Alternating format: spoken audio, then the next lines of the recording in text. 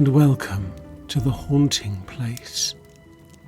Tonight we gaze into the ghostly flame to reflect upon the nature of darkness and how the absence of light plays such an integral part in our storytelling. Our ancestors told tales of those who lived in the night and the dark, those who could not be named for fear of attracting their attention. For once you tempt the curiosity of those mysterious denizens, they would themselves feel the need to know more of you, and the hunt would begin. One such creature from old folklore was that of the knockers from old Cornish mining legends. For when you hear the knockers are knocking, it's time to head for home, for you mustn't remain when the knocking stops and leaves you all alone. The darkness, overwhelming, absolute, all-encompassing darkness.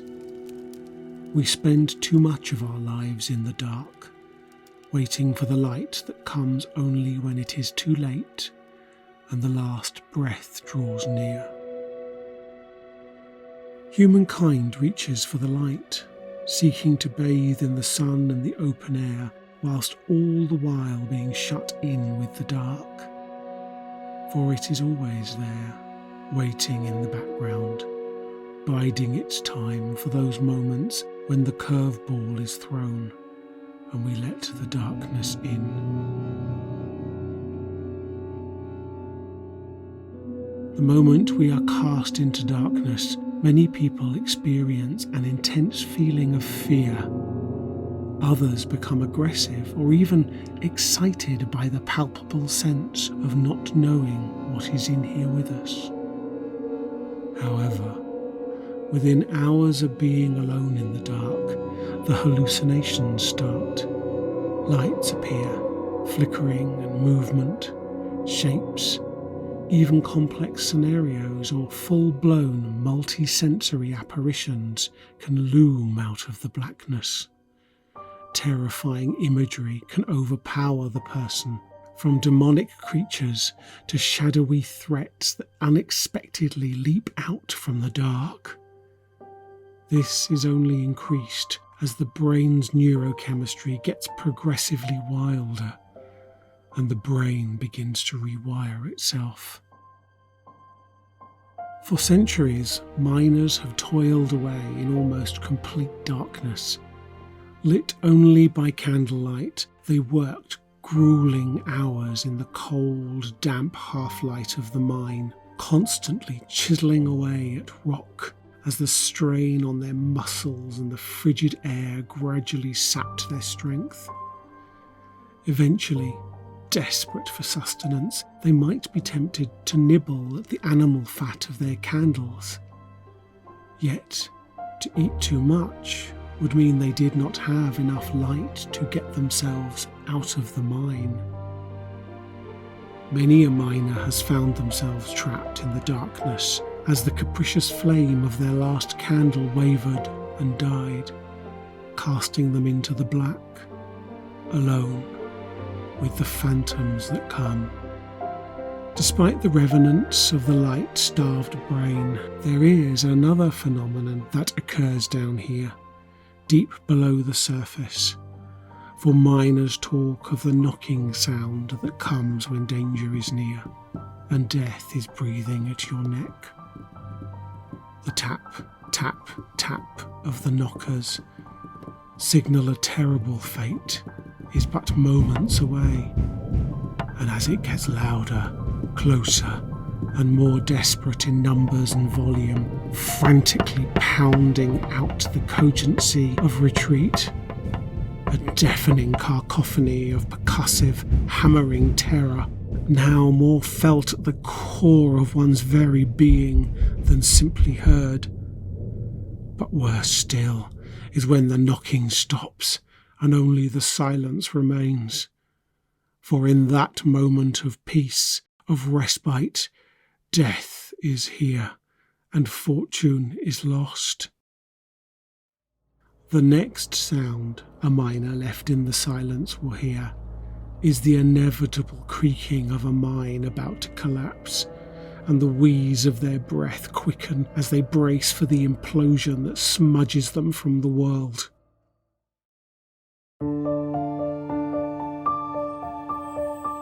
My greatest flaw was that I never spoke up when I had the most erudite thing to say. On the rare occasion I did proffer the information, usually blurting out the raw meat of the statement like my body was rejecting it, as one might vomit up a diseased pasty, the listener would invariably deem my profound message inscrutable. Be kind to your husband. There's going to be a terrible accident. Stick to the route. Death is close tonight. Have you had the talk with your son? The one about not going off with strangers. It's somewhat disconcerting when the verbal spasming of a phrase belches out of you, like one suddenly possessed by legion of soothsaying demon, only to be met with the colour draining out of the recipient's face and a look of repellence replacing it. Hence I rarely proffered what I knew to be true, what I knew was fated to be. So as I looked into Jerry's eyes that morning, I pushed down the compulsion to speak, as I was so accustomed to doing. The sparkle of excitement was twinkling so brightly, I dare not utter how I saw her face contorted in panic and pain. As she smiled a cheerful, "Good morning, I'm Jerry, your buddy for today," I wanted to scream. "Don't go down there. You'll never see the light again." What I actually said was, "Hey Jerry, I'm Tom." "There's a joke in there somewhere," she grinned. "I can't think of anything remotely punchline-esque to say to that," I said. "It's going to eat you alive," I thought, but didn't say. "Are you ready? All prepped and checked?"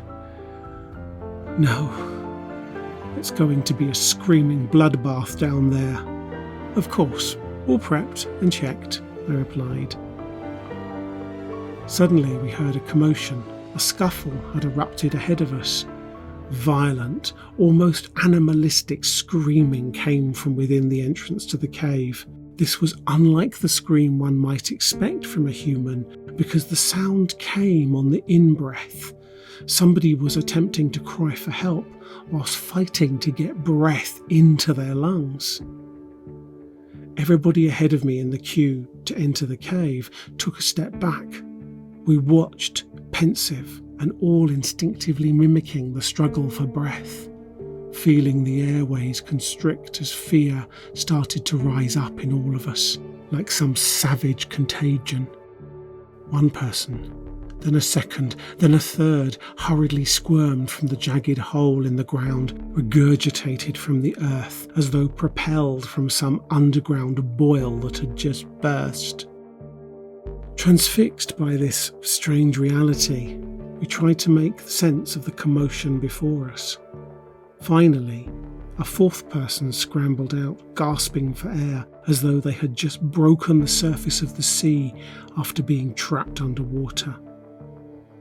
This person half hobbled, half crawled on fragile legs away from the entrance hole to a nearby mound of rock and fell down, hanging their head between their knees.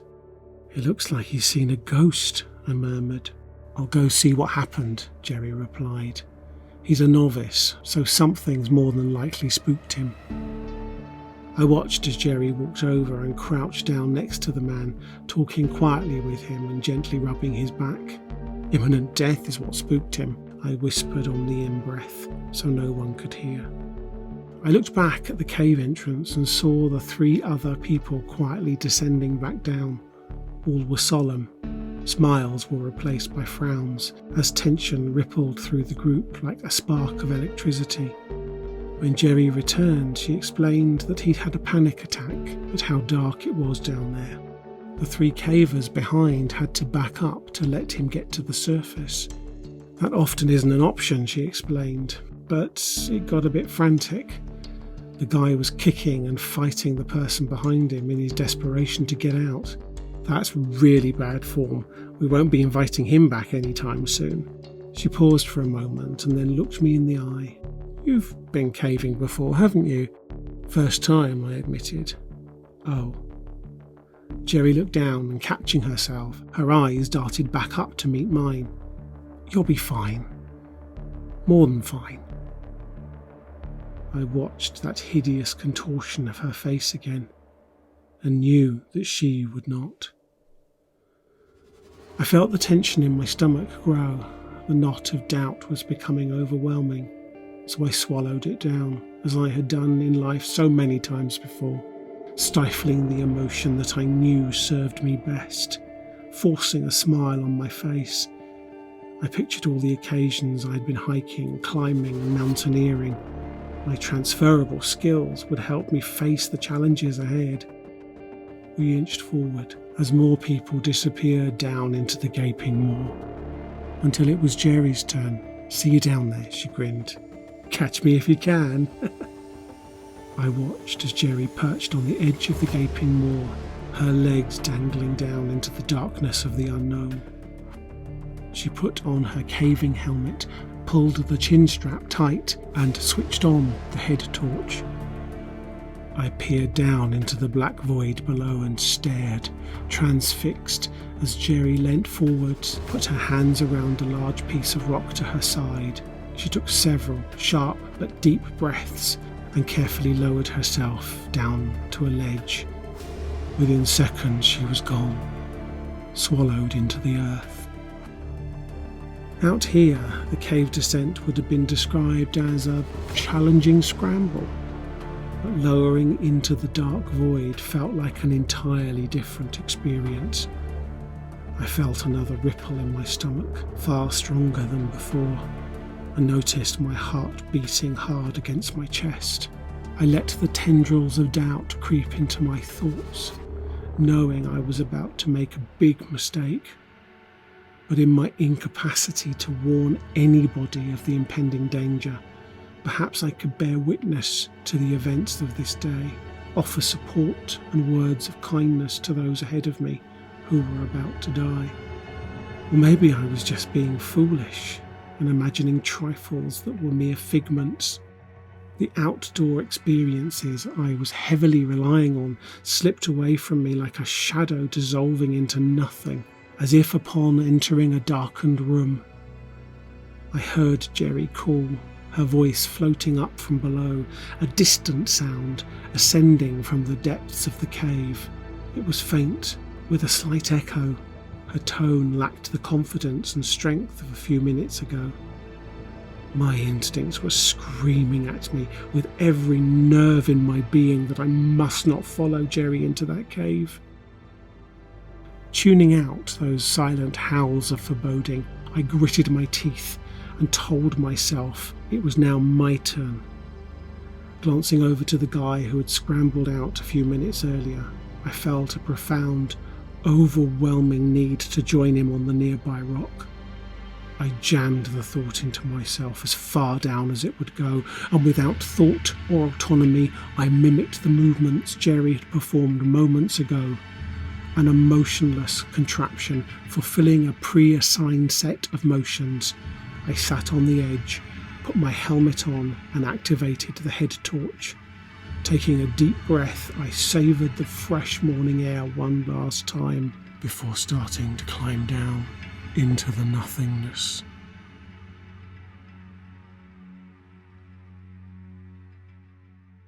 At the surface, the handhold was warm to the touch, but reaching down for the next, I felt a chill. My fingers experienced a cold and greasy sensation as I gripped a hold below my waist. I felt any semblance of confidence drain from me as I took a step down into the mouth of the cave. 2 more steps down, and all warmth from the sun had evaporated.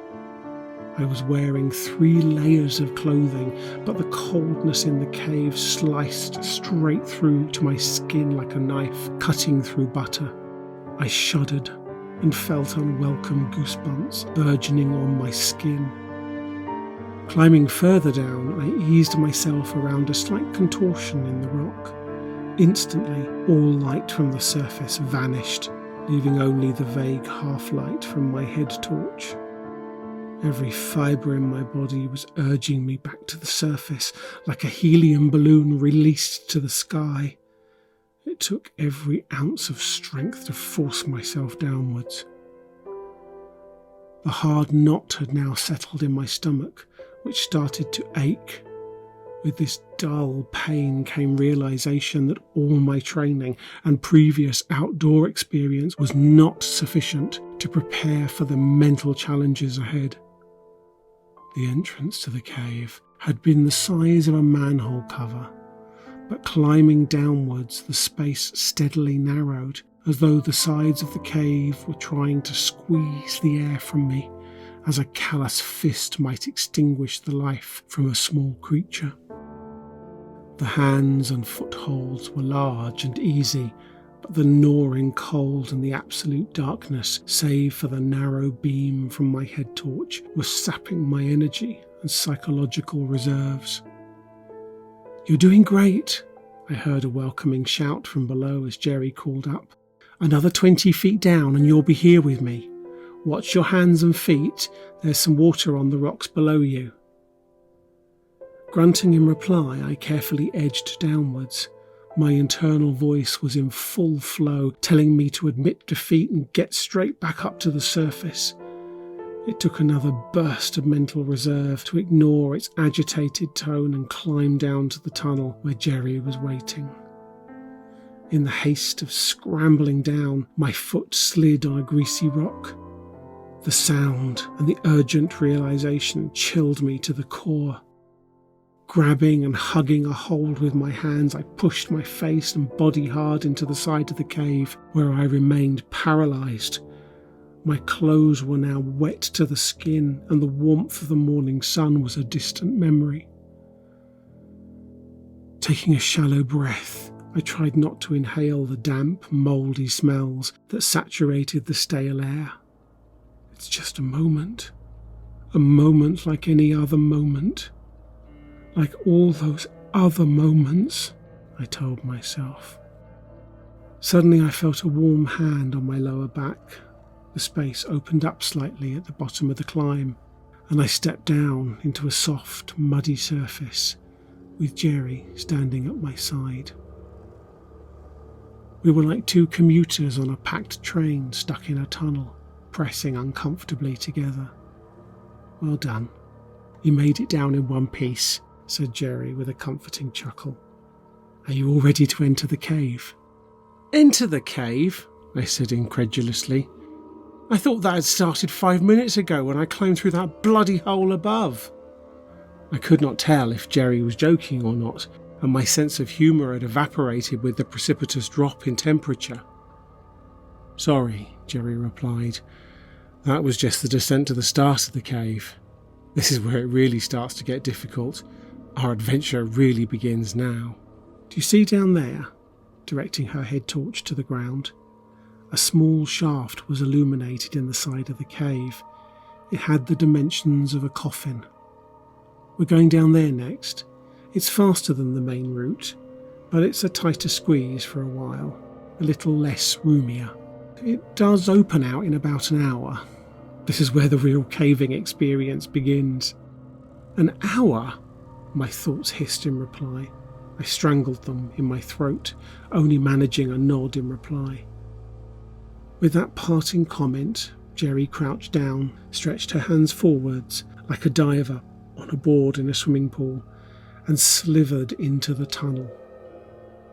I watched with growing horror as the cave seemed to swallow her up with her body and then boots disappearing into the narrow tunnel. I gulped as I felt my confidence give up its last ebb. Looking upwards, I started to reach for the holds that would take me back to the surface. Suddenly I heard the heavy scrape above me. My narrow head torch beam caught the feet and legs of the person who had descended after me. There was no escape route, and more importantly, I could not let Jerry, my caving buddy, down. by not following her into the tunnel. I had willingly chosen to be here, like all the other occasions where I had staved off danger at the last minute, or those times when I was unable to change the course but could be there with them in their last moments. This was no different. With an effort, the likes of which I have never known before, I ignored the voices in my head and the hard knot in my stomach, dropped down onto my hands and knees and followed Jerry into the minuscule aperture of the tunnel. My body was completely enveloped in the tight passage, my arms stretched uncomfortably in front of me, pinned by the narrow restraints of rock. The floor was muddy and damp. My nails sank into the soft earth as I pulled myself forward, like a new army recruit on a muddy assault course, slithering along a few inches at a time. The sheer effort of movement in this confined space took me away from the cold, dark tomb. My head torch beam picked up the soles of Jerry's mud-caked boots as she moved forwards. I focused on the pattern of the tread. To ease my fears of suffocation, I was a mere lapse of thought away from. Grunts of exertion echoed up the passage from the people behind me. Far from being reassured by the noise of my fellow cavers, they represented impenetrable obstacles in my escape from this stifling place. There was no way they could move backwards to let me out of this claustrophobic mausoleum.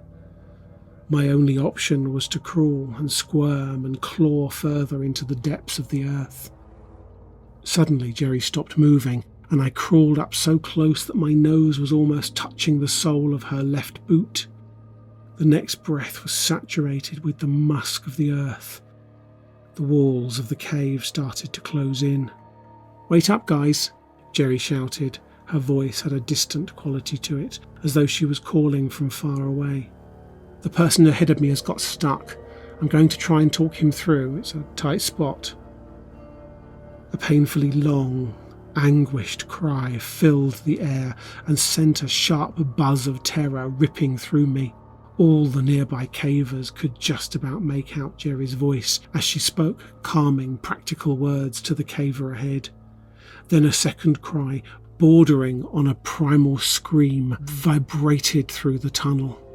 The noise filled the air and wormed its way into all of us stuck in the tunnel. The scream continued until there was no air left in the lungs, and then, with the briefest of pauses, started again. My head and body reacted to these cries, shocking my muscles into an all-over spasm.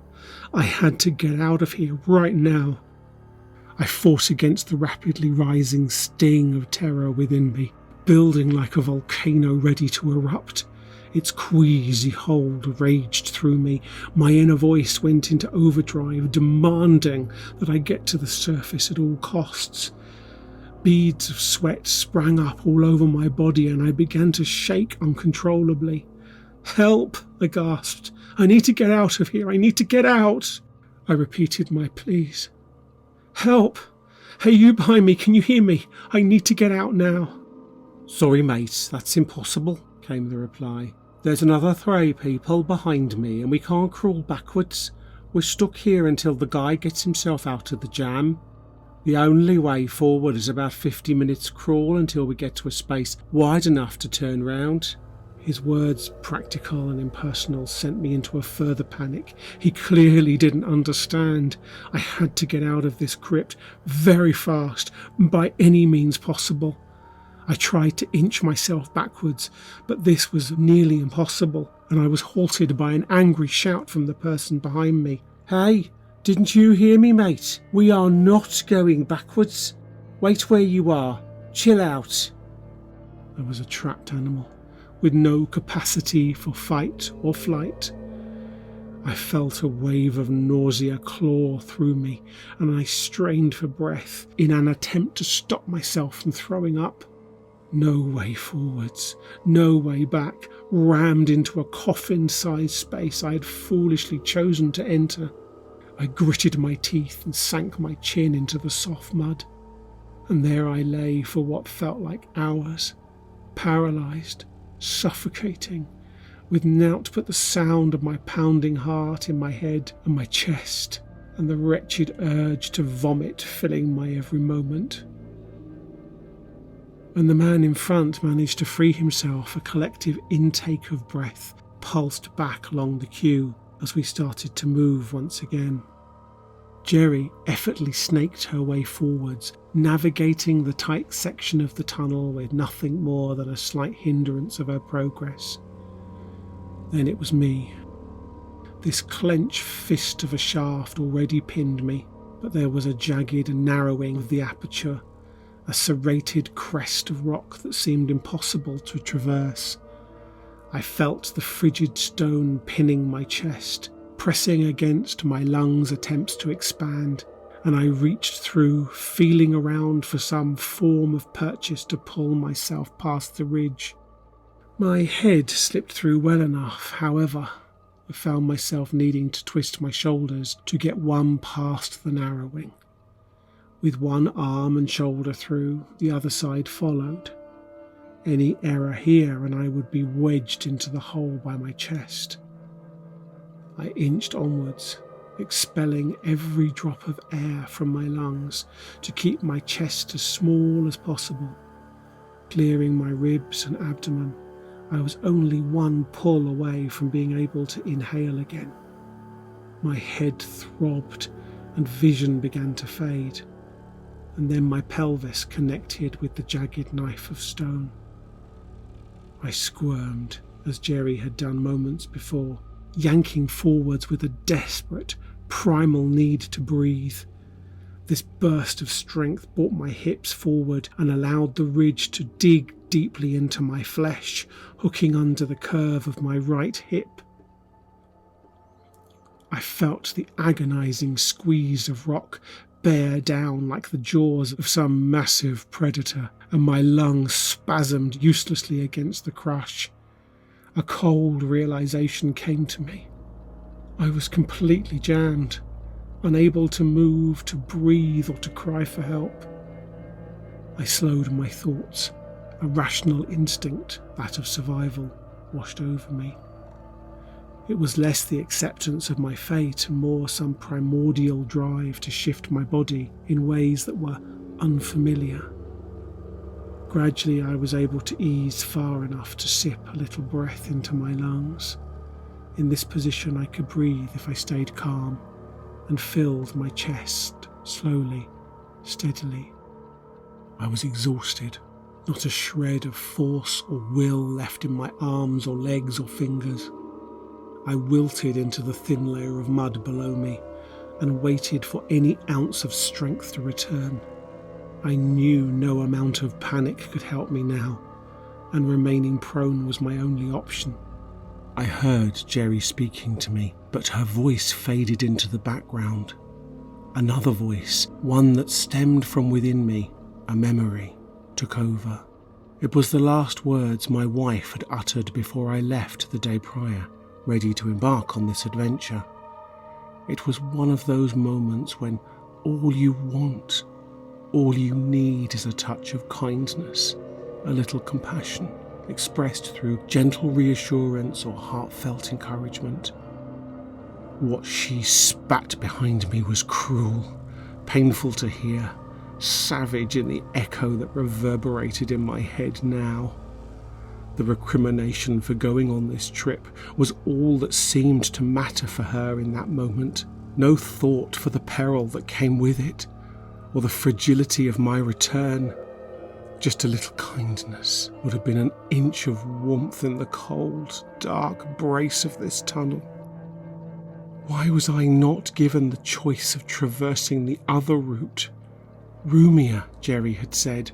Roomier by a few centimetres would have been something.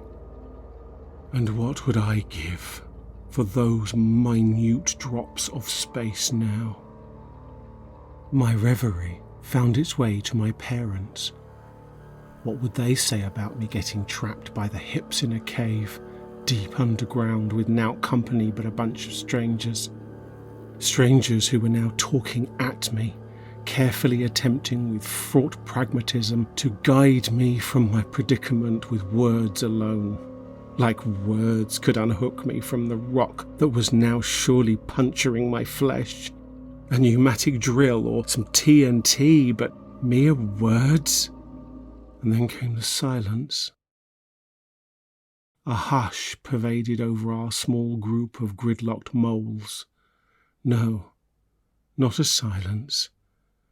For although my companions were now quiet, there was a noise. A faint knocking sound. Knock, knock, knock.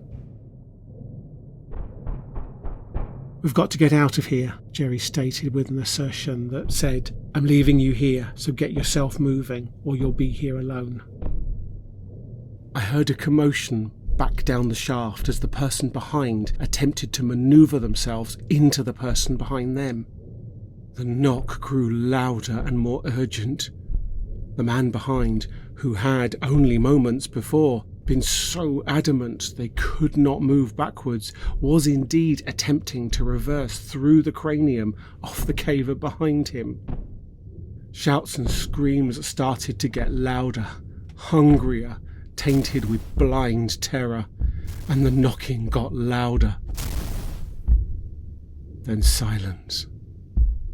The silence of the grave, except for the rustling of my companions' clothing as they continued their efforts to shuffle away into the dark. I only realised on their departure how my own torch was twisted in such a way as to leave me in almost complete darkness without the other torches. The silence held just a moment longer, and I started to see a white light just ahead of me in the tunnel. Brilliant, as if shining directly into my eyes. A loud crack sounded overhead, deep within the rock surrounding me. Another crack, followed by a guttural creaking. The silence and the darkness were briefly interrupted by a group of intrepid cavers, but would soon return to their eternal state of being. The silence and the darkness. The darkness, overwhelming, absolute, all-encompassing darkness. We spend too much of our lives in the dark, waiting for the light that comes only when it is too late, and the last breath draws near.